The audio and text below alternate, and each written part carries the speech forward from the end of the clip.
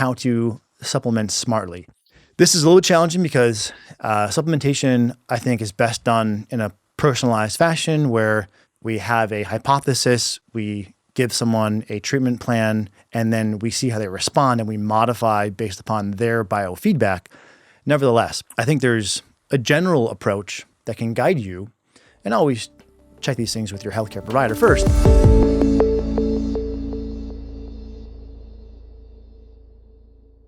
Probiotics are the microorganisms, either bacteria or yeast, that have a beneficial impact on the host, in this case, us. Probiotics are antimicrobial. They reduce leaky gut. They modulate the immune system via this very important receptor we've discussed in prior episodes, toll-like receptor 4, which is partially what governs leaky gut. Probiotics also aid in motility. They reduce gastrointestinal symptoms, although they're not super effective for metabolic health, for weight loss, for lowering of blood sugar. I should share with you a 2023 meta-analysis from Frontiers in Immunology, summarizing 26 randomized control trials in over 1,800 patients, and they found that probiotic supplementation led to improved leaky gut via a variety of markers, including serum or blood zonulin, LPS, and another test called the lactulose-mannitol ratio. Additionally, the probiotics improved dysbiosis, and they decreased inflammatory cytokines as C-reactive protein, TNF-alpha, and interleukin-6. And this is a good transition into the meta protocol that we've been developing now for a while.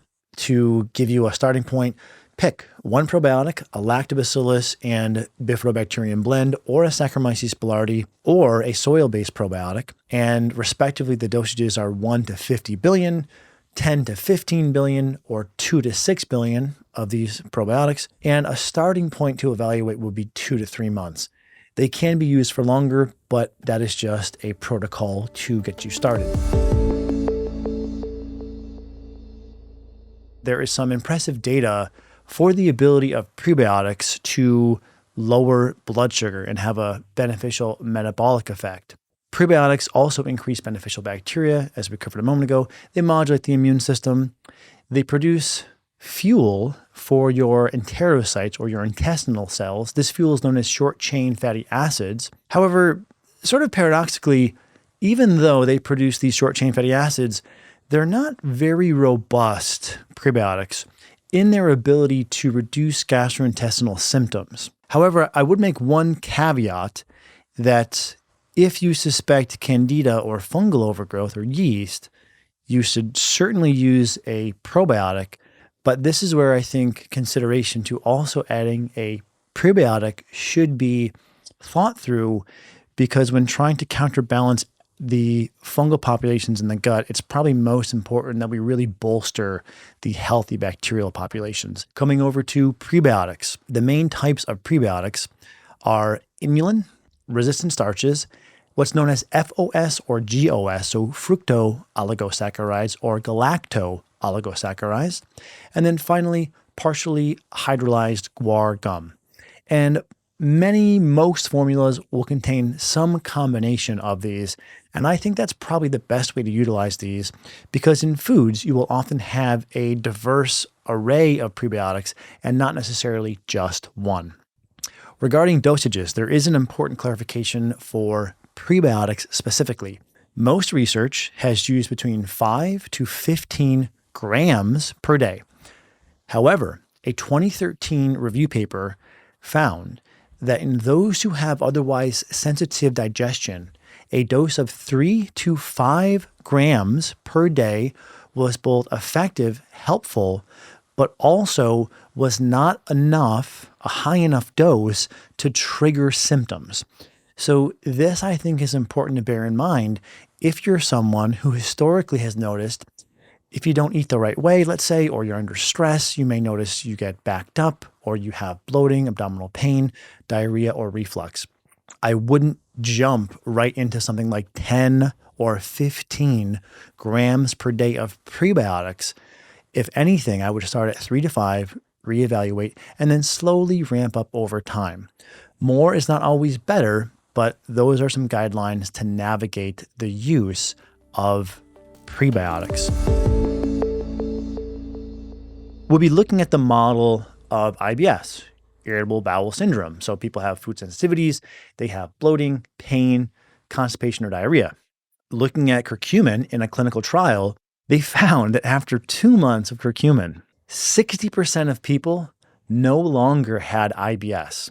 That's pretty remarkable for an inexpensive and very safe supplement. There are meta-analyses finding improvements in inflammatory bowel disease, in inflammatory markers, in joint pain, either in RA, rheumatoid arthritis, or osteoarthritis, and also small improvements on metabolic health like body weight, blood sugar, and cholesterol. There was also one study looking at, can curcumin function as an antimicrobial? Can it actively kill bad bacteria? We do have a meta-analysis, so that's an impressive data point, looking at Helicobacter pylori, or H. pylori, this bacteria that lives in the lining of the stomach mostly and can cause things like bloating and reflux and also ulcers. When combining curcumin with antibiotics, they found an increased clearance rate of H. pylori by 8%. So that's not a lot. It is something, but there does seem to be at least a modest antimicrobial impact that curcumin exerts. And by the way, if this has been helpful, please comment and subscribe. This really does help us reach and help more people, which we are always trying to do. So it's very much appreciated. Okay, so then one of the best encapsulations of gastrointestinal symptoms, this sensitive gut, if you will, what we sometimes call a bacterial type gut. And in this trial, they compared omeprazole, aka Prilosec, against curcumin. And they found equivalency in the outcomes, which in my mind is absolutely amazing. So instead of using omeprazole and suppressing acid, which can have some deleterious benefits, I do think acid suppression in the short term is justifiable. Is it ideal? No. Is it justifiable? Yes. You have a different option of curcumin at a dose of 1 gram per day. And that has been shown, again, from this trial to be equivalent. This led the researchers to comment as follows, quote, curcumin and omeprazole had comparable efficacy for improving dyspepsia. So fantastic news, growing evidence for natural medicines, in this case, curcumin and its efficacy for reflux. So then how to take curcumin regarding dose and form. I feel, and this is just essentially what you're seeing used across most of the trials, a dose of 500 milligrams per day up to 1,500 milligrams per day. Most curcumin is anywhere between 250 and 500 milligrams per capsule. So this looks like 1 to 2 capsules, maybe 1 to 3 times per day. You might be surprised to hear that in some randomized control trials comparing herbs to drugs, in some cases, herbs have been shown to be twice as effective as drugs. We have been developing painstakingly this table that lists a number of different botanicals or herbs and the various microbes that they target. And what I want to flag for you here is one of the reasons why I love herbal medicine. Look at wormwood or Artemisia. It can combat SIBO. In fact, we'll be updating this table in light of this podcast. But it also can fight Candida, Babesia, and Borrelia.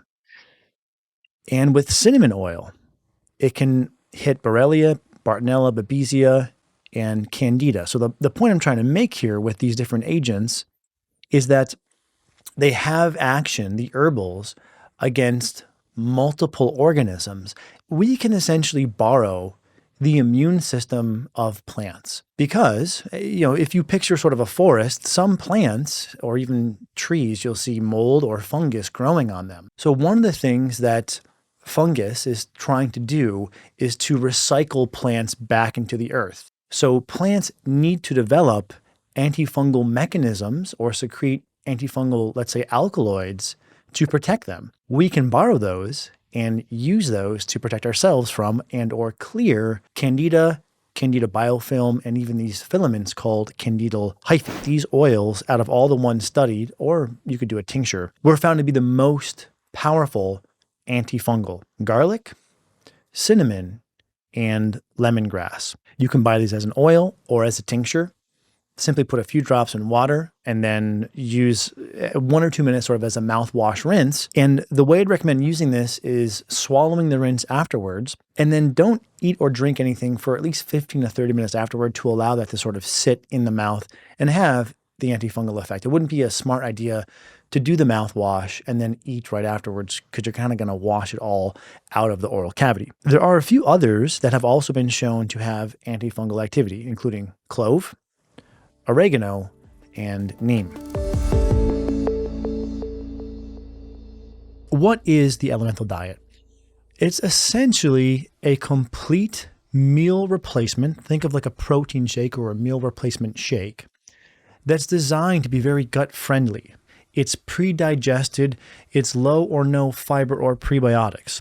So, akin to the analogy of taking time off of a sprained ankle, the elemental diet essentially allows your intestinal tract not to have to work to digest all of the food stuff, because the food stuff is pre-digested, therefore easily absorbed, therefore allows your intestines a chance to rest. Also, it's hypoallergenic, meaning the ingredients are designed to not trigger an inflammatory response. If you're struggling with a wide array of digestive symptoms, IBS, SIBO, inflammatory bowel disease, a condition known as EOE, which is this inflammatory allergic condition, and even joints, rheumatoid arthritis, all being documented to be able to safely be remedied with the use of this very simple, again, safe and natural tool known as the elemental diet. And this is a very inexpensive, safe, and natural therapeutic that can be quite effective in allowing your gut a chance to rest. If it can rest, it can usually heal. And just one thing I'll add here, because we've had a number of people reach out and ask if we're seeing patients, if I or anyone on our clinical team is. And the answer is yes. I probably don't discuss this enough because we're so sort of ensconced in discussing the research and whatever else. But this is truly at the core of what we do. I absolutely love helping people improve their health in a one-on-one clinical setting. As someone who suffered a decent amount throughout my life with gut issues, I'm so passionate about helping you guys improve. And we are progressively developing. I mean, we're always tweaking and making better, but we have some quantifiable assessments paired with biomarkers or labs to assess bacterial type versus fungal type versus immune type, with corresponding dietary interventions and supplement protocols. So if this seems like a lot and you need some guidance, please reach out. Would be more than happy and honored to help you. Again, this really is at the center of what we do. And really, all of this is built upon, in part, my own suffering, and then wanting to help alleviate that suffering of other people. So if you need help, reach out to the clinic and we will be more than happy to help. This is Dr. Ruscio, and I'll talk to you next time.